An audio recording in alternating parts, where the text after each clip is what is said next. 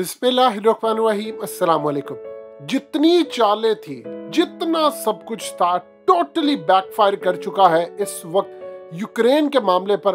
और ये सूरत हाल हो चुकी है कि दुनिया की ताकतवर तरीन सुपर पावर अमेरिका अब सऊदी अरब के आगे घुटने टेकने जा रहा है। सूरत हाल ये पैदा हुई है कि इस वक्त जो बाइडन सऊदी अरब के दौरे पर जाने वाले हैं कुछ अरसे में, और वो मोहम्मद बिन सलमान को जाकर ये कहने वाले हैं कि आप इस वक्त ओवर सप्लाई कर दें या अपनी सप्लाई बढ़ा दें जिससे तेल की कीमतें नीचे आ जाए।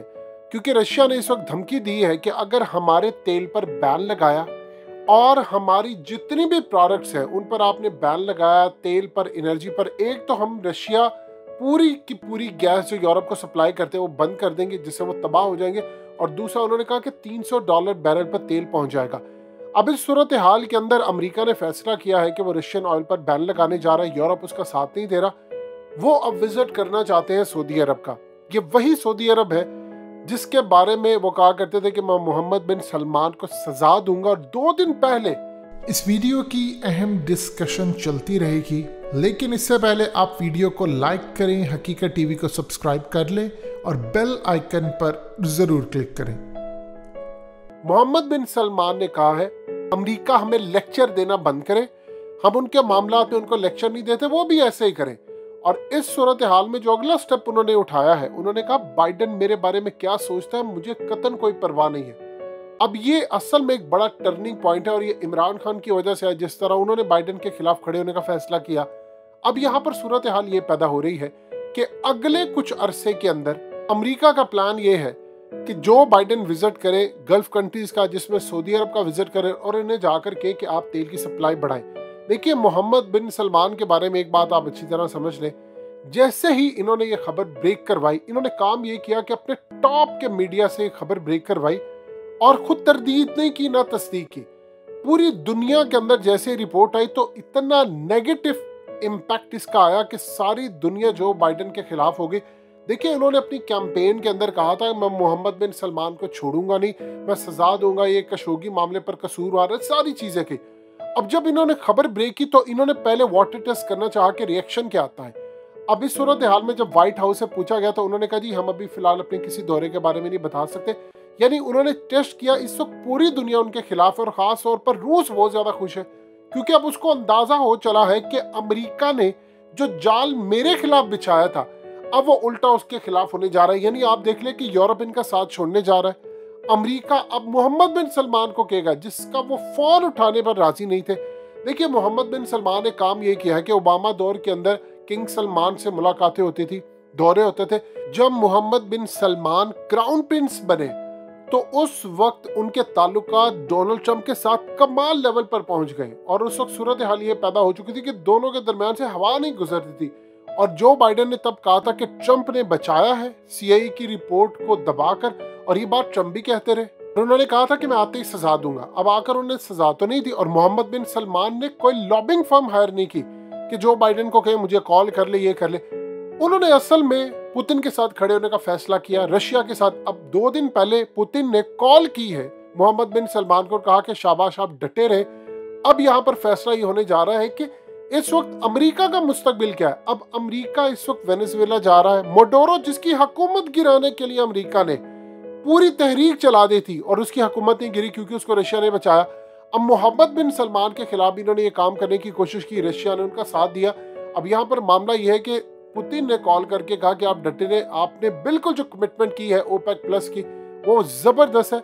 इस सूरत हाल में अमेरिका को समझ नहीं आ रही कि करे क्या, क्योंकि पूरी दुनिया से इनको लानतें मौसूल हो रही हैं, गुस्सा मौसूल हो रहा है, एग्रेशन मौसूल हो रहा है कि आपने किया क्या है।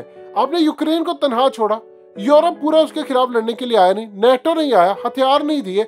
अब आप तेल की जो हमाकत कर बैठे हैं उससे नुकसान तो लोगों का हो रहा है और लोगों की नजर में पुतिन हीरो बन रहा है और ये सारे बुरी तरह बर्बाद हो रहे। ये असल में वो सूरत हाल है जिस पर इस वक्त यूएस के अंदर नेगेटिव रेटिंग जाना शुरू हो गई है बाइडन की। अब उसको समझ नहीं आ रही कि मैं मैनेज कैसे करूं। देखिए, पहला डैमेज उसे मैनेज नहीं हो रहा, वो दूसरे डैमेज को मैनेज करने के लिए अब सऊदी अरब का दौरा करना चाहते हैं। अब इस वक्त प्रेशर इतना ज्यादा है कि बाइडन ये दौरा मनसूख करे। यानी सुपर पावर अब मोहम्मद बिन सलमान के कदमों में गिरने जा रही है। ये सूरत हाल है। अब जब वो देखेंगे कि पूरी दुनिया से इतना प्रेशर आ रहा है तो वो अपना दौरा मनसूख करने का ऐलान करेंगे या फिर ऐसी सूरत हाल कह देंगे कि जी ये मामला नहीं है, क्योंकि तब तक वो विजिट नहीं करेंगे जब तक मोहम्मद बिन सलमान कोई हामी ना भर दे। और इस वक्त मोहम्मद बिन सलमान ये समझते हैं कि वो इमर्जिंग लीडर है, क्योंकि देखे एक तरफ तो यूएई ने इनको झंडी करा दी और वो बीजिंग ओलंपिक्स में पहुंच गए।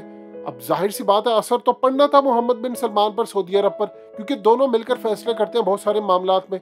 उन्होंने कह दिया कि बाइडन किसी भी सूरत, यानी किसी सूरत मुझे काबिल कबूल नहीं है इस मामले पर। जब वो मेरे बारे में बुरा सोचते हैं या नेगेटिव सोचते हैं मुझे फर्क ही नहीं पड़ता।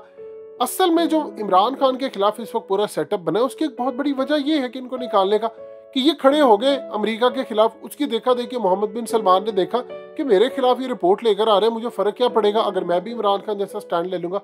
तो असल में सूरत हाल ये पैदा हो रही है।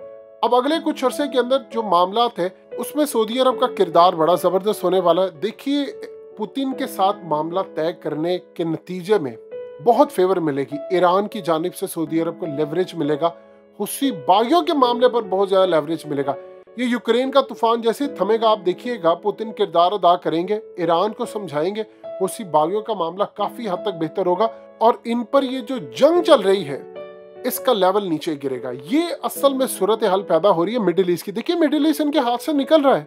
ये जा रहे थे कि पूरी दुनिया शामिल होगी, यूएई सऊदी अरब से लेकर बड़े बड़े ममालिक ने तो इनका साथ नहीं दिया। चाइना इनके खिलाफ है, पाकिस्तान इनके खिलाफ है, इवन के आप देख लें इंडिया इनका जो इत्तेहादी है उसने भी साथ नहीं दिया। मोहम्मद बिन सलमान एक बात अच्छी तरह समझ चुके हैं कि जितनी मर्जी आपकी बड़ी इकोनॉमी हो, सिर्फ 2 दिन लगेंगे अमेरिका को और उसके इत्तेहादियों को जमीन बोस करते हुए अगर आपका दिफा स्ट्रॉन्ग ना होगा। अब आप देख लें कि अगर रशिया के अलावा कोई और मुल्क होता तो शायद इस वक्त तक बर्बाद हो जाता 12-13 दिनों में, क्योंकि जितनी पाबंदियां लगी हैं। लेकिन अगर आपका दिफा स्ट्रॉन्ग है तो कोई यहाँ पर हमला करने के लिए नहीं आएगा और अल्टीमेटली कोई चीज आपको ऐसी रखनी पड़ेगी जिससे आप उनका गला दबा सके, और वो चीज रूस के पास तो मौजूद है गैस, अब तेल भी उनके पास मौजूद है। अब आप देख लें बाइडेन घुटनों पर आ गया, अब उनको समझ नहीं आ रही। यानी ये सूरत हाल पैदा हो गई है कि मोहम्मद बिन सलमान को उसने फोन नहीं किया, उसे इमरान खान को फोन नहीं किया, यहाँ तो इसकी हुकूमत गिराने के लिए तैयारी कर रहा है। लेकिन सऊदी अरब के अंदर चूंकि ऐसा मुमकिन नहीं है तो वो कह रहा है कि ठीक है इसको तो मैं गिरा नहीं सकता, इससे मुलाकात करके इसको कम से कम मना लूं, उसके बदले में इसको कहूं कि तुम्हें खशोगी और ये तमाम चीजों के बारे में फेवर दे दूंगा। देखिए जिस लेवल की मोहम्मद बिन सलमान ने इस वक्त पॉलिटिक्स करना सीखी है पिछले चंद हफ्तों में, उनको खशोगी मामले पर किसी रिपोर्ट की जरूरत नहीं है। वो इसको बाईपास करके आगे निकल चुके हैं, क्योंकि वो ये समझते हैं कि अब अमेरिका के हाथों ब्लैकमेल होने की जरूरत नहीं है। सीआईए पूरी दुनिया में लोगों को मारती फिर रही है, तो इस सूरत हाल में अगर मैं अपनी पावर शो करूं, अपना ब्लॉक चाइना और रशिया के साथ बनाऊं, तो फिर मुझे फायदा हो सकता है। लिहाजा इस सूरत हाल में अब मोहम्मद बिन सलमान खामोशी के साथ तमाशा देख रहे। देखिए 36 साल उनकी एज है, उन्होंने पहले आकर बहुत सारी गलतियां की, इमरान खान से लड़ाई कर ली, तुर्की से लड़ाई कर ली, इवन के पुतिन से लड़ाई की। अब उन्होंने इन सब से दोस्ती करके अमेरिका से लड़ाई की है, जो कि डिसीजन वाइज है, लेकिन उन्होंने लेट लिया है। उनको अब समझ आइए इस खत्ते के अंदर अमेरिका का सूरज गरूब हो रहा है और उभरती पावर्स है रशिया, चाइना, और उनकी सपोर्टिंग जो पावर है वो है पाकिस्तान। सो अब उनका फैसला जो हुआ उसके असरात आप देख लीजिए।